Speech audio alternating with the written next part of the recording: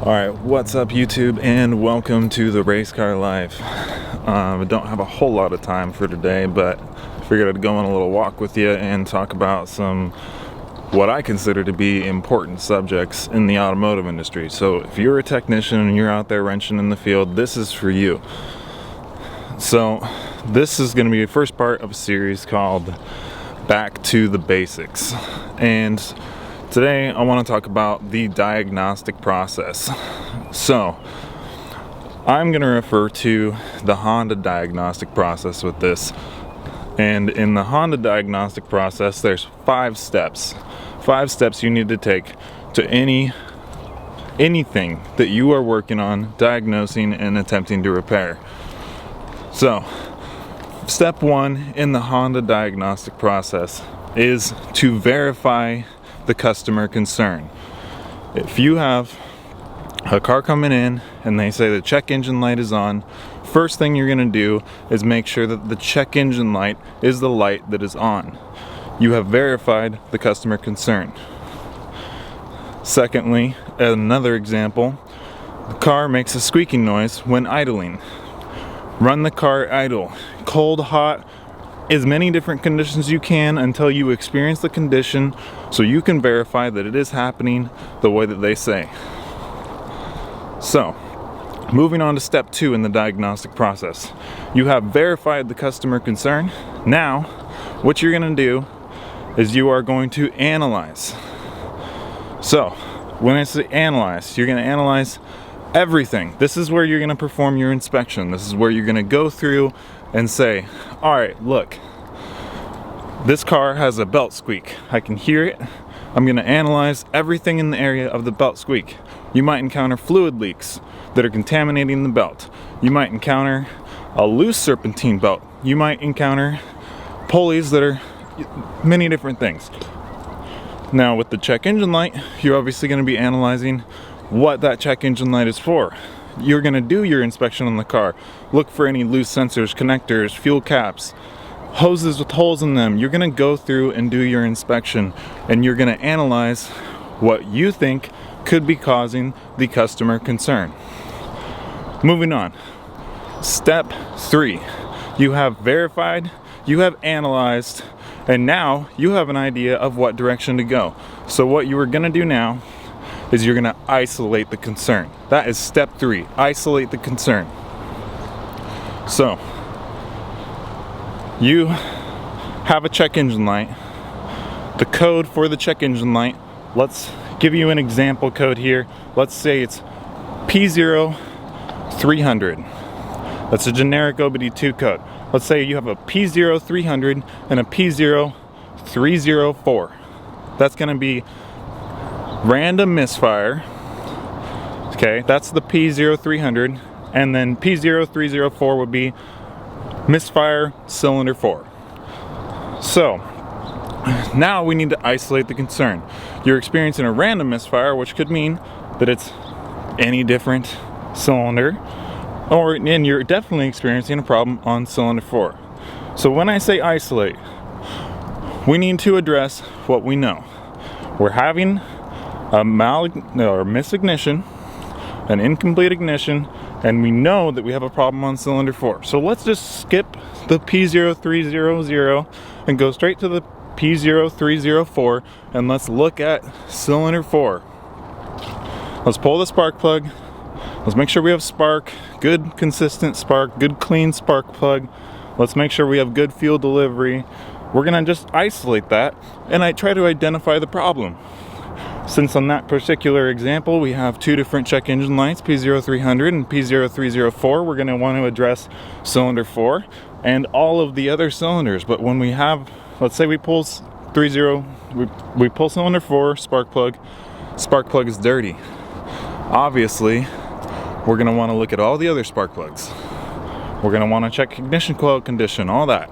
So, we go through and we look at all these things, and that's going to give us a pretty decent idea of what direction to go next. So, moving on. Let's say you found it. It's a dirty spark plug. It's all dirty spark plugs. I'm not going to address the belt squeak example in this because Same concept, you know. All right, whatever, I'll address it. So with the belt squeak, let's say in your analyzation of the belt area, you find that the power steering pump is leaking power steering fluid onto the belt. You're gonna clean the whole area, run the system, find the exact leak point. Let's say it is the inlet from the reservoir is leaking down off the pump. Okay, you have isolated that where that leak is and what's going on with it. So that's pretty simple, I feel like. But now we're gonna move on to step number 4. So step number 4 in this, you have verified, you have analyzed, you have isolated, and now we're gonna repair. So in step number 4, you repair the problem. If the power steering example, you're gonna replace the power steering O-ring. And in the example of the P0304 code, you are gonna replace cylinder 4 spark plug. Oh, you have a nice day. So, anyways, so in the P0304, you found you had a spark plug issue. So you're gonna replace all the spark plugs. Very simple, you're just gonna carry on the repair. Now, step number 5. You have carried out the repair. Step number 5 is to verify that you have solved the issue. So it's a pretty simple process, all right? You're gonna verify, you're gonna analyze, you're gonna isolate, you're gonna repair, and you're gonna confirm. Verify, analyze, isolate, repair, confirm. Pretty simple diagnostic process. I feel like Honda really nailed it down on that one. A very simple thing to do. And if you are a technician working in the field, I think you should seriously listen to everything I've had to say in this video and put it to use in your daily career. So, I work with a lot of technicians. You know, I've been wrenching professionally for going on 6 years now. Obviously, I build cars on the side, I build motors, I do some personal fun stuff, but one of the biggest things I see on the daily basis is technicians struggling because you get caught up in your mind. You say, oh wow, that's having this problem. I'm familiar with that happening. Let's just go straight to this part that I know is a problem and we're gonna throw parts at it. But that's not an effective diagnostic procedure. You know, you need to diagnose and come down to the root cause of what's causing the problem. You need to be able to tell a warranty clerk, hey, this part is bad, and I have verified it by isolating it. I came to the conclusion that I need to isolate that component by checking these things. You should be able to outline every step that got you to where you are, not, well, in my experience it does this, so I want to replace this part. Yeah, so perfect example of that. Let's go to Hondas here for a moment, because I'm a Honda Master Certified Technician. So with Hondas, I'm going to refer back to ones that you guys are very familiar with. Let's talk about B series and D series engines for a moment, and we'll talk about, you know, B series, D series, and K series. Pretty much every Honda engine. Idle surge, huge Honda problem. I think everyone knows it. You might have a cold or hot idle surge, and you know, what do you do about that? First thing you do is you go to Google and you say, my idle fluctuating, idle surging, sounds weird at idle. You know, you go to Google and you're searching something, then you have people telling you need an idle air control valve, you got a vacuum leak, you got your throttle position sensor wire backwards. Well, there's so many different pieces of information. How do you just say, okay, yeah, we're just gonna replace this part because the internet says to? No, absolutely not. You know, and if you're a DIYer and you're sitting at home and you're watching this, and you just want to learn more, let me tell you, you can use this process too. You can say, all right, my idle's surging. What affects an idle of an engine? You know, if we're talking about lawnmowers and small engines, I'd tell you that, you know, the governor affects it, the fuel mixture affects it, the air intake affects it, the compression, you know, go back to 4-stroke theory. You know, make sure you got those things and they're all working good. But, you know, the governor's not a mechanical sort of regulator. It's not like some magic lever that just tells the engine to rev at a certain range. The governor is just controlling the way the throttle is open and closed, just like the way your foot does on the accelerator. But so, if you're sitting at home and you want to take some of these things and apply them at yourself on a DIY level, absolutely. You have an idle issue on your Honda and you want to address it, no problem. Go ahead. Isolate your concern.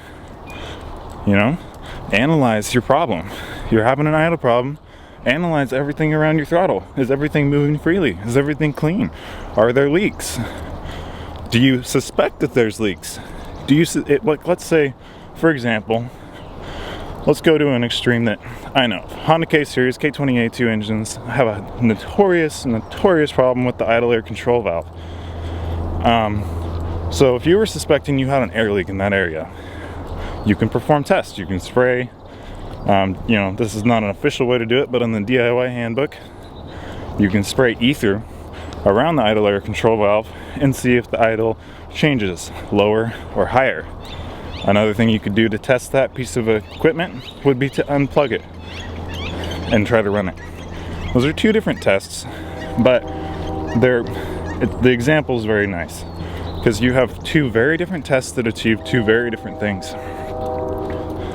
If you found that spraying ether were to affect it, that would mean that you have a leak that's pulling that ether into the engine and introducing it into the combustion process.